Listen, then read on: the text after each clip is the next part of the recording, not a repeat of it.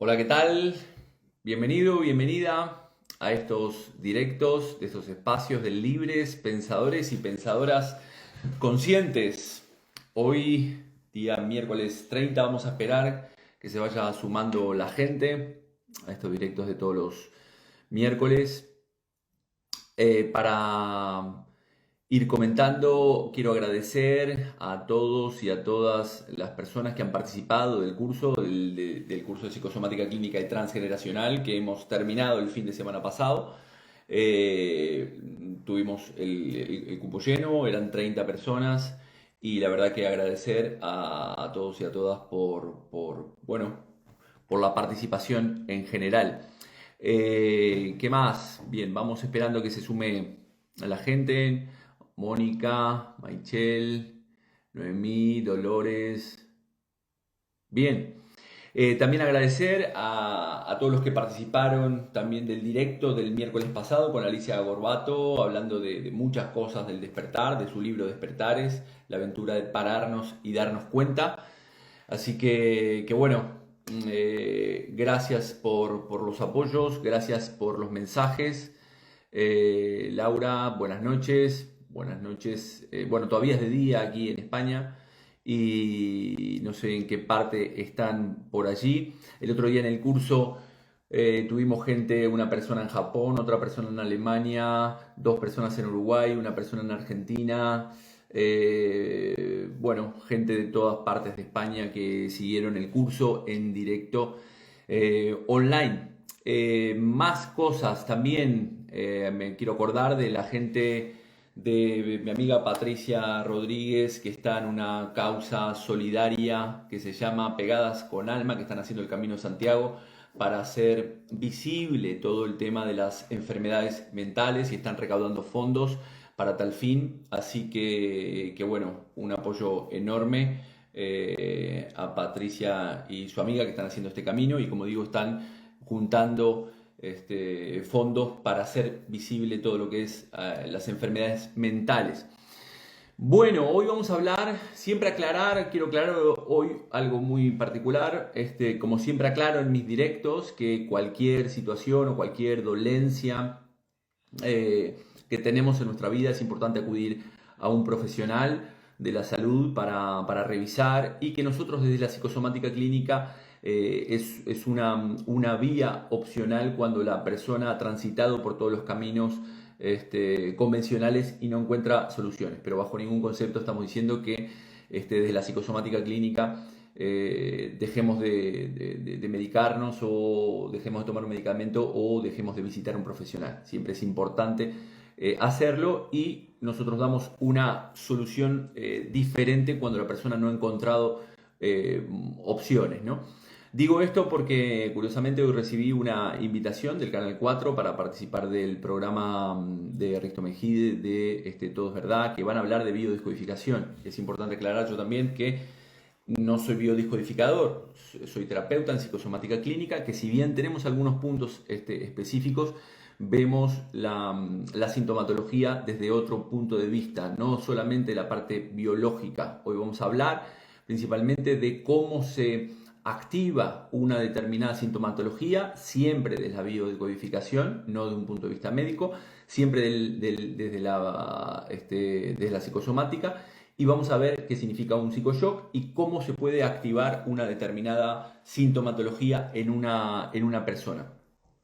Entonces, la psicosomática puede dar una idea de dónde puede venir un conflicto desde un punto de vista emocional y cómo la interpretación de las experiencias que yo vivo y que hago en mi vida de un punto de vista mental pueden afectar al final al cuerpo. Por eso hablamos de psico, mente y soma es cuerpo. Bien, primero que nada voy a comentar que es un psicoshock, es decir, Vanessa, ¿cuándo se emite el programa de Risto en el que apareces? No, no voy a aparecer en el programa, he declinado la invitación porque van a hablar de biodescodificación y es lo que dije, no voy a aparecer en el programa. Creo que no soy la persona que tienen que llamar, ¿vale? Entonces, quería aclarar esta historia por la diferencia que hay entre lo que puede ser la biodescodificación o la psicosomática clínica y el transgeneracional. Entonces, ¿qué significa? Básicamente, cuando nosotros vivimos una situación traumática en la vida, recordemos que cuando una persona sufre un psicoshock y esa experiencia supera mis umbrales de tolerancia, ¿vale? Es decir, cada persona tiene unos determinados umbrales de tolerancia, esto ya lo he explicado muchas veces. Cuando vivimos un acontecimiento traumático y ese acontecimiento traumático supera lo que yo puedo tolerar en mi vida, una desgracia, un fallecimiento de un familiar, me diagnostican una enfermedad, me dejan mi pareja, se muere, me echan del trabajo, etcétera, etcétera. Esa situación traumática es vivida por la persona de una determinada manera y esto hace que esa situación supere los umbrales de tolerancia y esto se genera una masa conflictiva, que es la que denominamos nosotros, una determinada masa conflictiva que pasa por ciertos procesos de conversión, como comentaba Freud. Es decir, si yo no soy capaz de verbalizar esa experiencia quedará anclada en mi inconsciente y en algún momento se tratará de manifestar. Esos procesos de conversión hacen que esa experiencia que queda anclada en mi inconsciente, traumática, que queda anclada en mi inconsciente, al final se manifieste en una determinada sintomatología psíquica, física o comportamental. Entonces, pasan esos procesos de conversión y a través de estos procesos se activa ese conjunto conflictivo que lleva a una sintomatología muy precisa y muy determinada.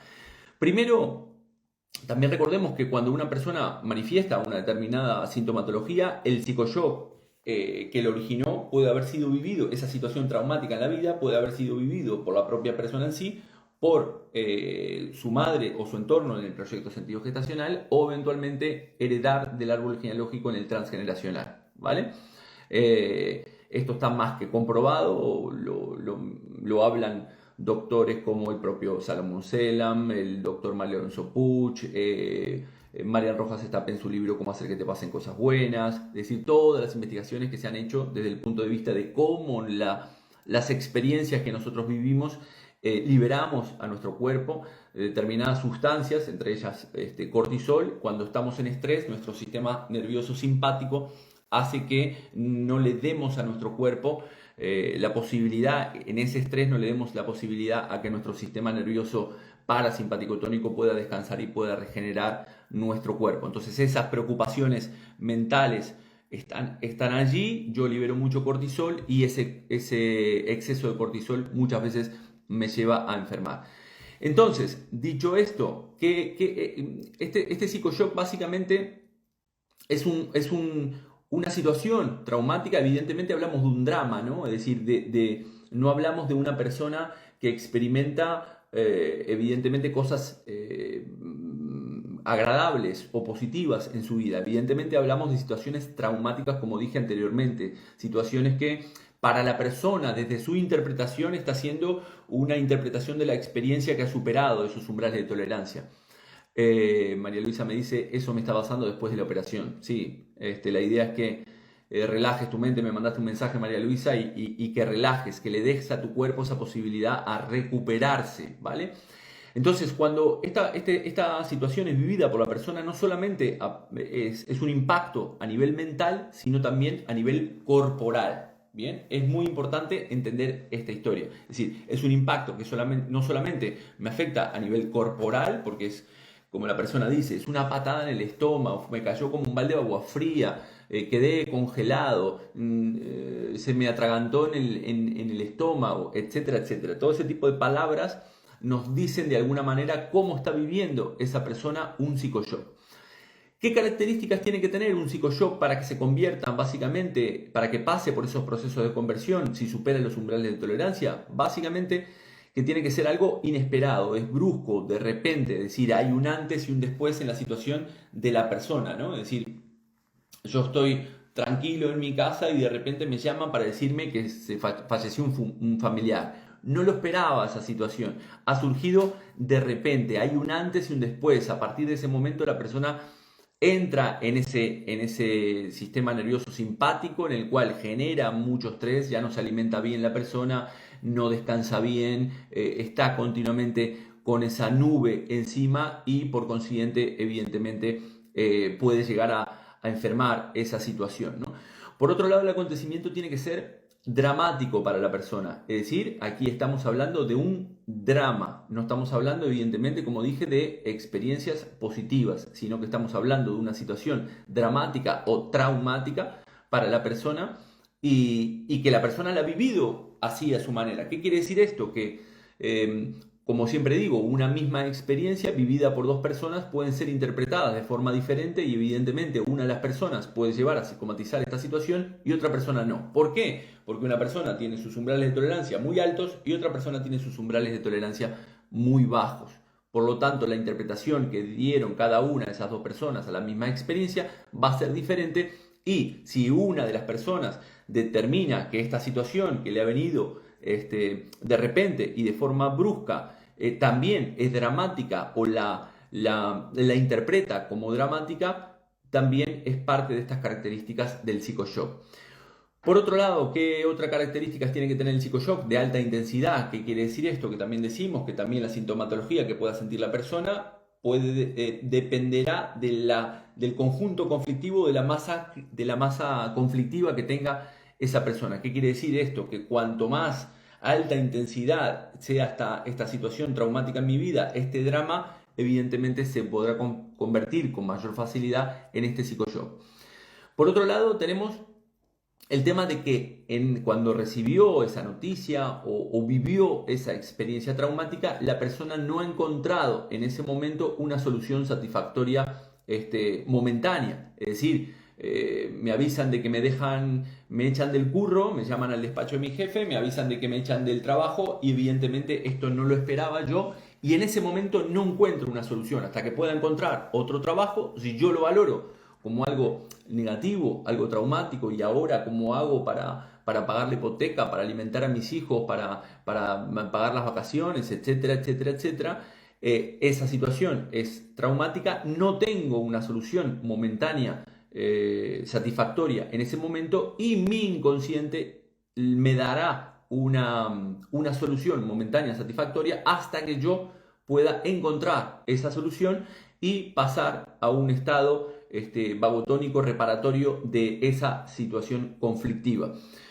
Por otro lado, el psicoshock, también para que sea un psicoshock, además de inesperado, brusco, dramático, con una intensidad alta y sin solución satisfactoria en ese momento, tiene que ser experimentado a solas por la persona. ¿Qué significa esto? Que la situación que ha vivido la persona no es tanto la situación en sí, sino una vez más cómo interpreta esta experiencia la persona. ¿Qué quiere decir esto? Que si yo considero que nadie se unió a mí en esta causa o cuando me echaron del trabajo ningún familiar me llamó para echarme una mano o nadie me llamó para darme el pésame o estoy viviendo esta separación solo, no sé, las circunstancias que estés viviendo en tu vida, si tú consideras que la experimentas a solas, independientemente que vuelvo a insistir que puedes tener una familia muy numerosa, pero tu interpretación de esa experiencia es que tú la vives de forma en soledad o solitario, al final todas estas situaciones pasan a ser este psicoshock que pasará por esos procesos de conversión que decía anteriormente y nos afectará de una u otra manera. Bien, este psicoshock, ¿cómo puede venir? ¿Cómo pueden ser? Hay básicamente 6 maneras de desencadenar un proceso de conversión desde la psicosomática clínica. ¿Cuáles son ellos? Un psicoshock conjuntural, ahora mencionaré cada una de ellas. Un psicoshock conjuntural que puede ser programante u otro desencadenante. Conversión por saturación conflictiva, conversión repetitiva mínima, una memoria activa o eventualmente un mix de todas estas, ¿vale?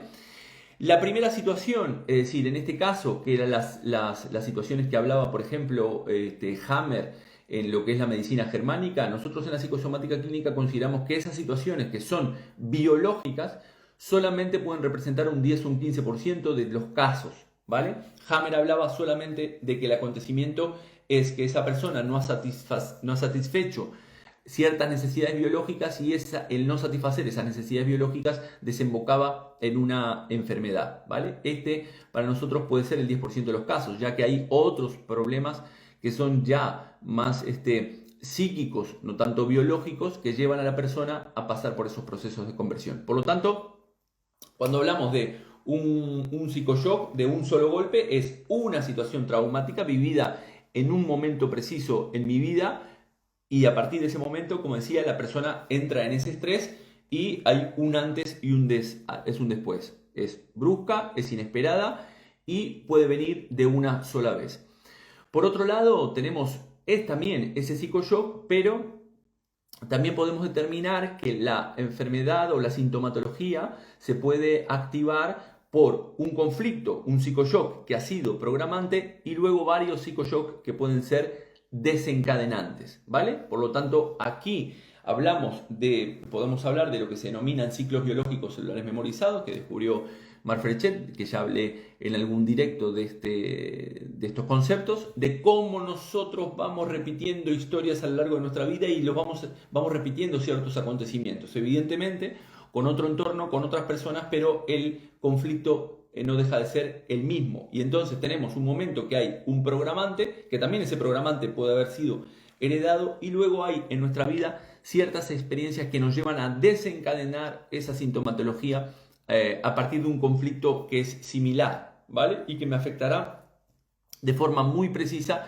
en alguna parte de mi cuerpo o inclusive en mi propia mente. Por lo tanto, hay una diferencia en un psicoshock que es conjuntural, que puede venir solamente en una oportunidad, y después está el conjuntural, pero que puede ser un programante o un desencadenante. Bien.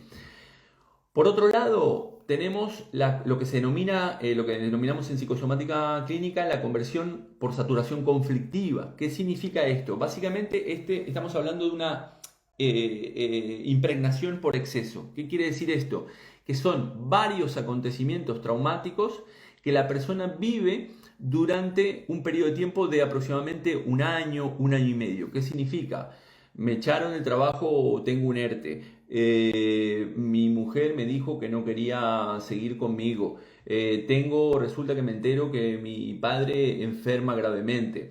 Tengo problema con mis hijos que están en su etapa de adolescencia. Es decir, son un montón de situaciones que vive la persona durante un periodo de tiempo, como dije, de aproximadamente un año y medio. Y la persona es acosada por todas estas situaciones que son evidentemente dramáticas para el individuo, son interpretadas por él o por ella de una manera sesgada dentro de su estructura de referencia, es decir, sus creencias, sus valores, su educación, y esa situación al final hace que esa jarra psicosomática se desborde y por consiguiente llegue a esos procesos de conversión. Por lo tanto, en este caso estamos hablando de conversión por saturación conflictiva, varios psicoshocks que la persona quiere controlar durante un periodo de tiempo de un año o un año y medio aproximadamente. Por otro lado, tenemos lo que se llama la conversión repetitiva mínima. ¿Qué lo diferencia del caso anterior? Que en el caso anterior, si bien hablamos de varios acontecimientos vividos en un periodo de tiempo relativamente corto, que puede ser un año, y todos esos acontecimientos se suman y superan los umbrales de tolerancia del individuo, en este caso la conversión repetitiva mínima se trata de un escenario de vida, ¿vale? ¿Qué significa esto? Que es que el conflicto es estructural, forma parte de toda nuestra historia de vida. Es algo que ha sido gota a gota durante mucho tiempo en mi vida y puede desencadenar en situaciones como un problema de desvalorización, en un problema de huesos o en un problema de músculos o tendones. Es decir, esa gota a gota. Por ejemplo, creo que hablé en algún directo, en mi infancia mis padres, tengo hermanos que me desvalorizan, me dicen que no sirvo para nada. Luego sigo en el colegio o sigo en la secundaria y encuentro lo mismo, profesores o compañeros que me hacen bullying. Luego encuentro un jefe o en mi empresa me hacen moving. Termino con una pareja que también me desvaloriza, etcétera, etcétera. Es decir, aquí estamos hablando de un escenario de vida en el cual está este punto, este común denominador, en el cual ha sido gota a gota y todo esto me ha desbordado esos umbrales de tolerancia. Por lo tanto, la diferencia que hay con respecto a la conversión por saturación conflictiva, a la conversión repetitiva mínima, aquí ya estamos hablando de toda la vida del individuo que ha sido, son pequeños acontecimientos que son de gota a gota y y toda esa gota a gota llega un momento que desborda el vaso. Son de muy poca baja intensidad, pequeñas cositas, ¿no? Una pareja que hoy me dice algo, mañana me dice la otra, como por ejemplo el tema de los maltratos, ¿no? Entonces son gota a gota, día a día, y llega un momento que se da durante un largo periodo de tiempo y llega un momento que eso desborda al final la propia jarra, ¿no?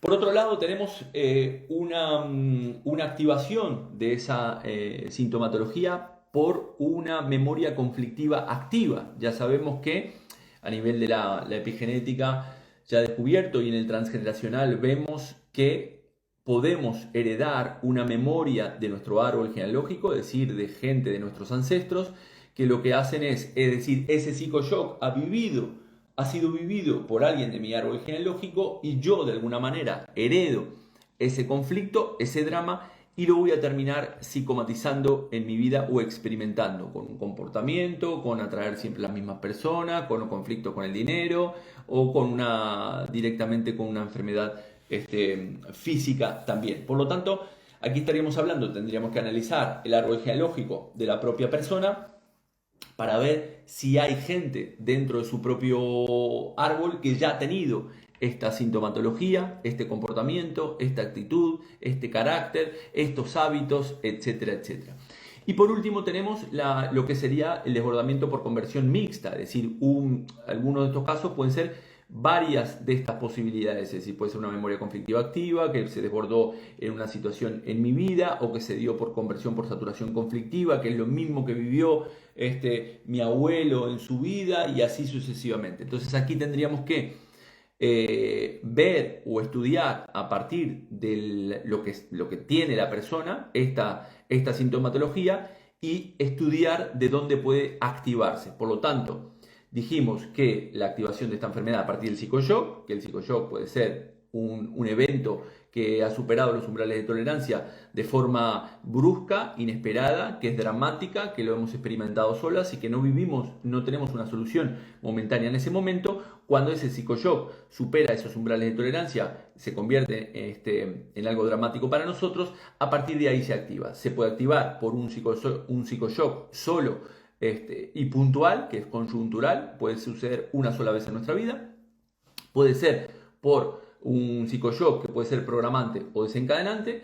Dijimos que puede ser por una conversión por saturación conflictiva, es decir, varios psicoshocks vividos en un periodo corto de tiempo, por conversión repetitiva mínima, que es un escenario de vida en el cual es gota a gota, y por último es mixta.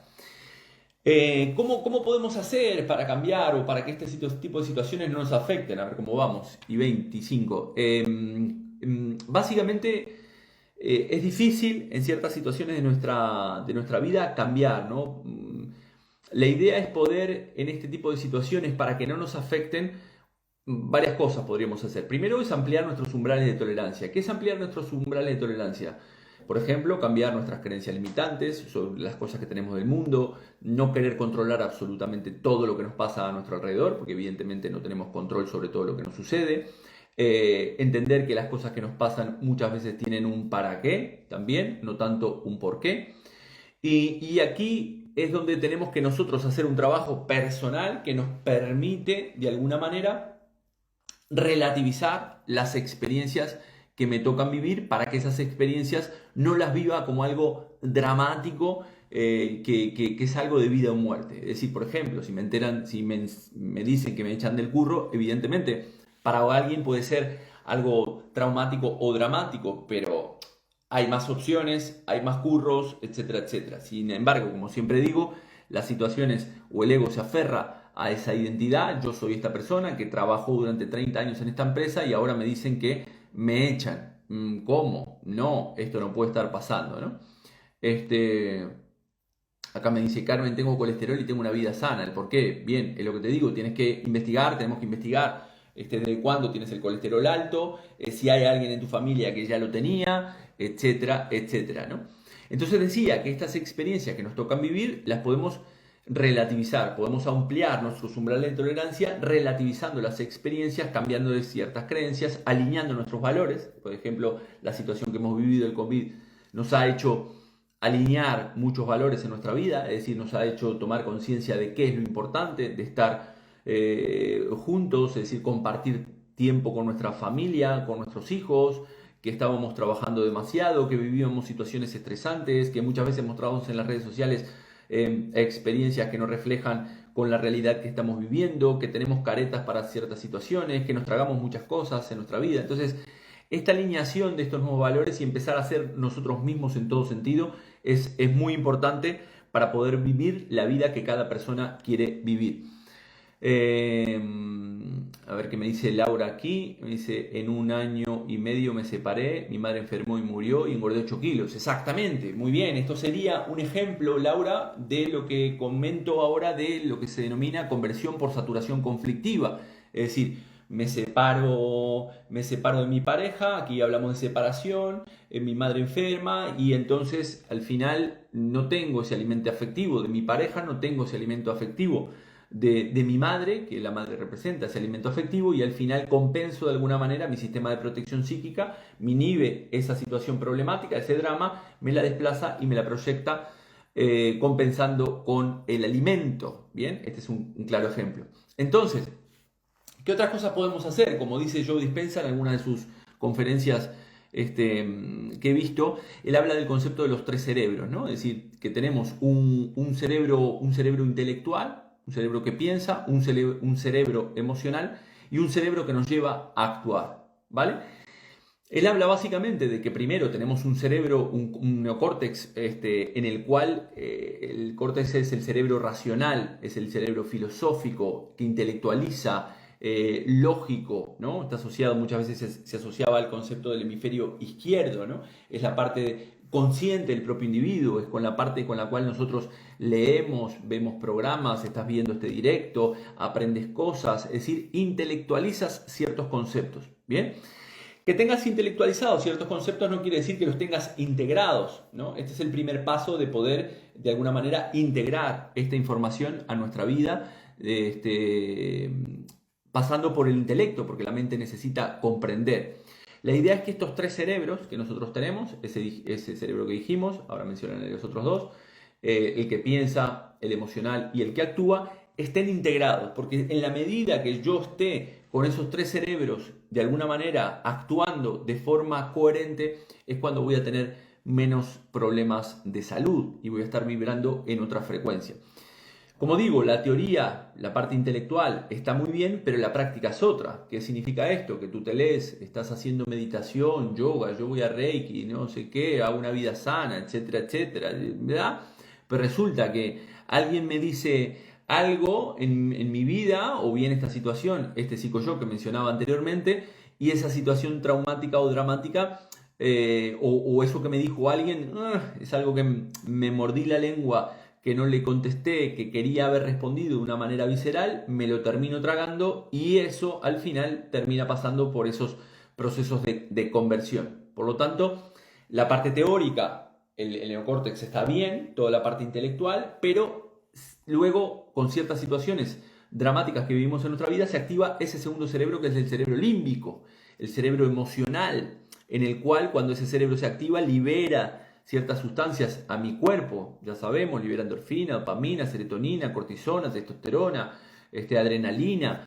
Bien, según la interpretación de esa experiencia, yo enviaré a través de ese cerebro límbico que es emocional y tapará de alguna manera todo lo que había aprendido en el libro que decía cómo actuar de forma saludable y feliz cuando mi hermano me manda a tomar por saco o cuando mi jefe me dice que tengo que trabajar y que no me va a pagar un duro. En ese tipo de situaciones la emocionalidad es tan fuerte, me domina y ese cerebro al final termina dominando esa parte intelectual. ¿Bien?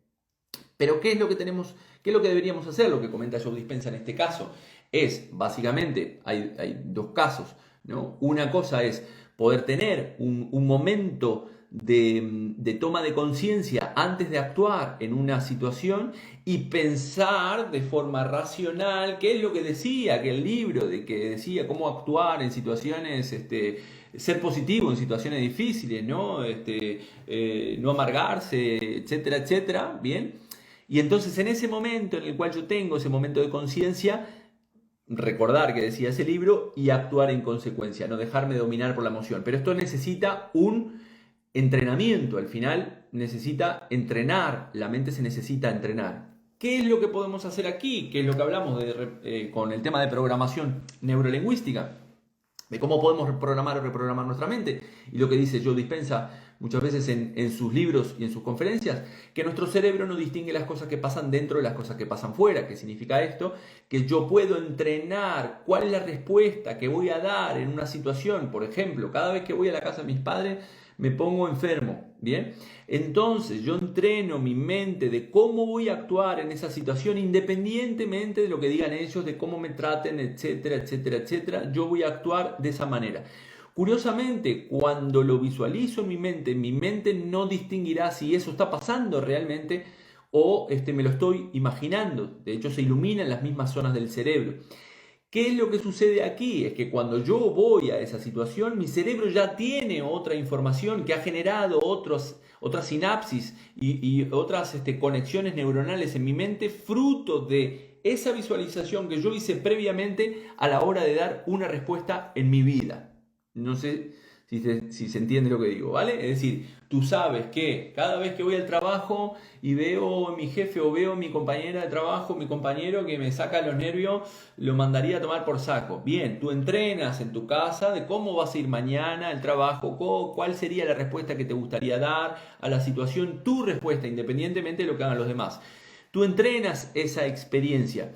Cuando entrenas esa experiencia y lo haces varias veces, lo que haces es activar donde se apoya el inconsciente, que es el cerebelo, ¿bien? En este caso sería entrenar esta experiencia o hacerla muchas veces de forma no solamente real, sino también en mi mente de forma ficticia, porque, vuelvo a insistir, el cerebro no distingue las cosas que pasan dentro de las cosas que pasan fuera, y por lo tanto aquí lo que voy a hacer es entrenarlo varias veces conscientemente para que esa información entre en mi inconsciente, se active ese tercer cerebro y me haga actuar de una manera totalmente diferente. Bien, pero esto necesita de un entrenamiento. No podemos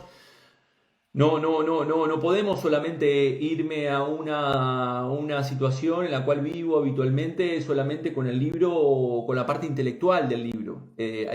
Nosotros decimos en el coaching una frase que si quieres comprender algo, tienes que actuar. Es muy importante actuar para comprender, para interiorizar, para saber qué cosas hice bien, para saber qué cosas no hice tan bien, para saber de qué manera puedo actuar de una forma diferente en la próxima situación, qué cosas debería corregir en mi vida para que esta situación no sea como está siendo y que sea realmente como yo quiero que sea, ¿no? Entonces, al final, si yo entreno a mi mente en esas situaciones problemáticas que me pueden venir de futuro dándole una respuesta satisfactoria, curiosamente mi cerebro lo tomará como tal y ese entrenamiento, como dije, hará generar nuevas sinapsis neuronales, nuevas conexiones neuronales y por consiguiente a partir de aquí esta nueva conexión o este nuevo hábito se instalará de forma inconsciente y se disparará de forma inconsciente. Esto es como siempre digo y lo pongo como ejemplo como el conducir, ¿no? Tú repites conscientemente la acción durante muchas veces en tu vida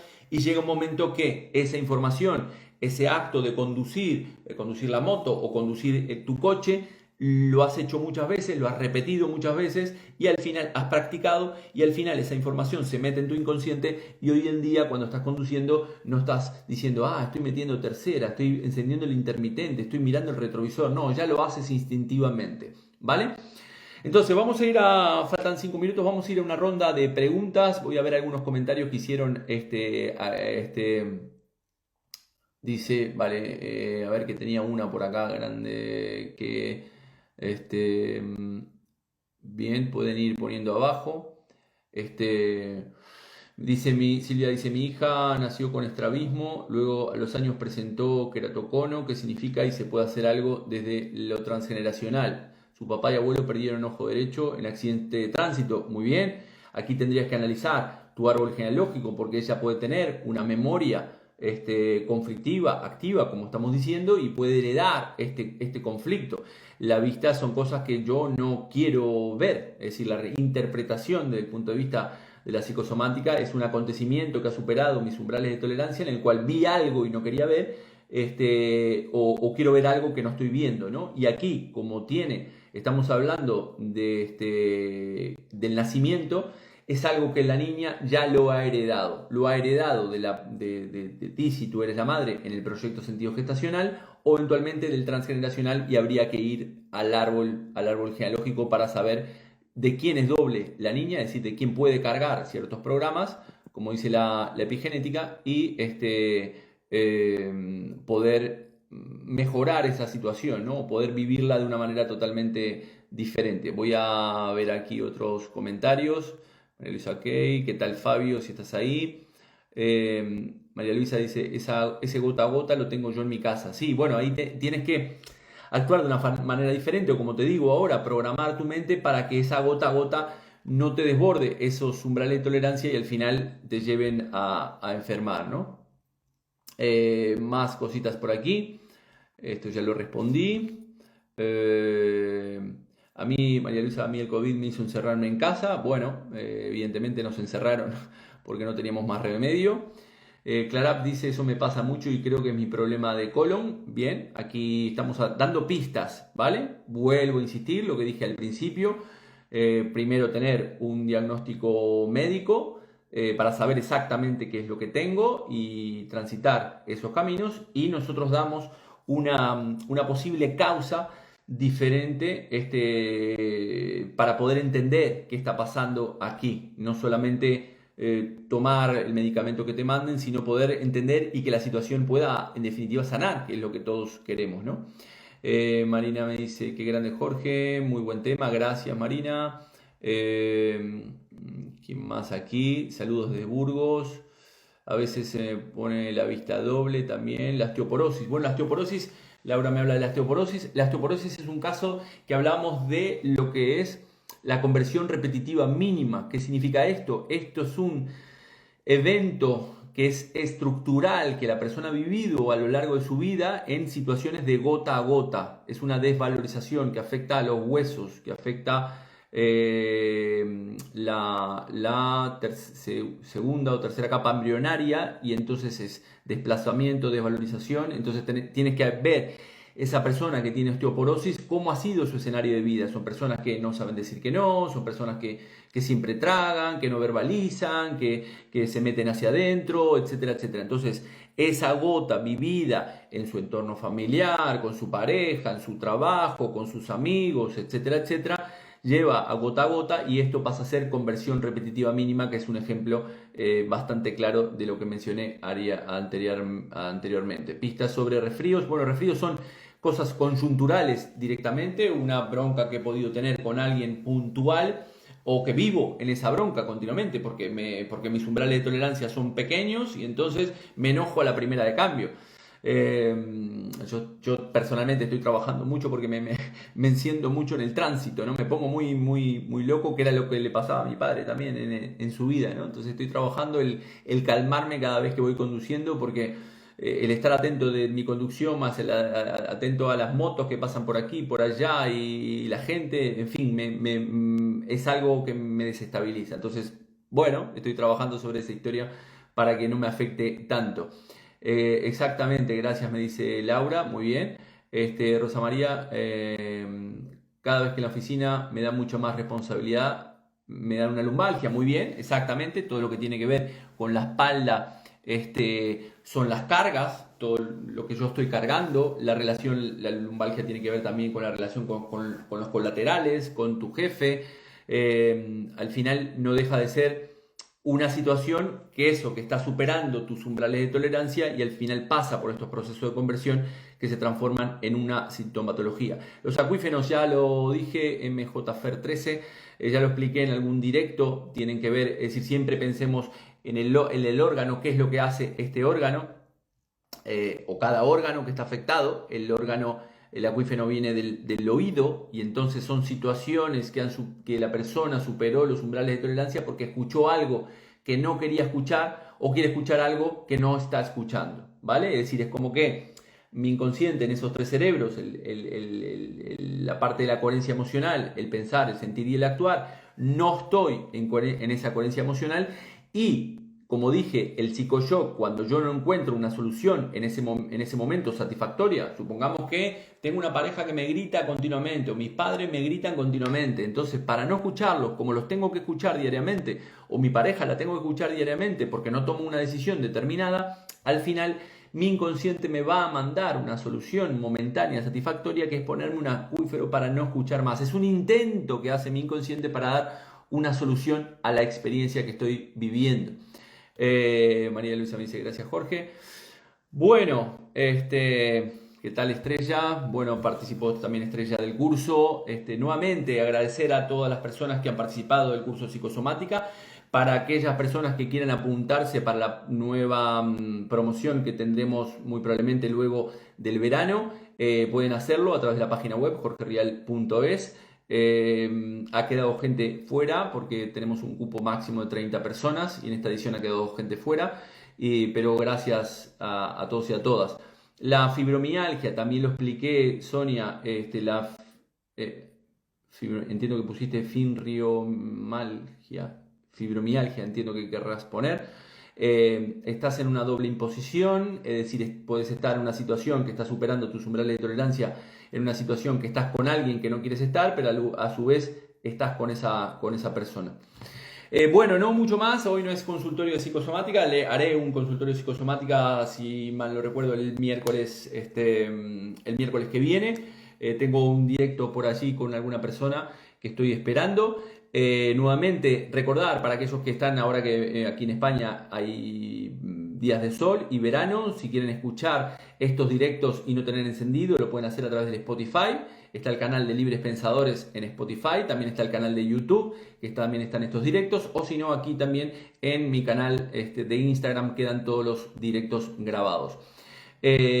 Más cosas a tener en cuenta que quiera decir, y no mucho más. Estrella nos dice, potente y maravillosa experiencia el taller, quiero compartir este sentir porque lo considero una experiencia que aporta. Sí, hemos tenido muy buena devolución del taller porque las personas empiezan a tomar conciencia de muchas cosas que nos suceden en nuestra vida y que encontramos una causa. Bien, bueno, dicho esto, gracias a todos y a todas por estar allí, por acompañar, por los mensajes, por las consultas. Recordar, están las plataformas de las redes sociales y estaremos aquí como todos los miércoles en estos directos de libres pensadores y pensadoras conscientes, no amargarse demasiado la vida, como digo siempre, como decían los Lelutier, porque al final nunca saldremos vivos de ella, así que disfrutar y ser felices. Chau, chau.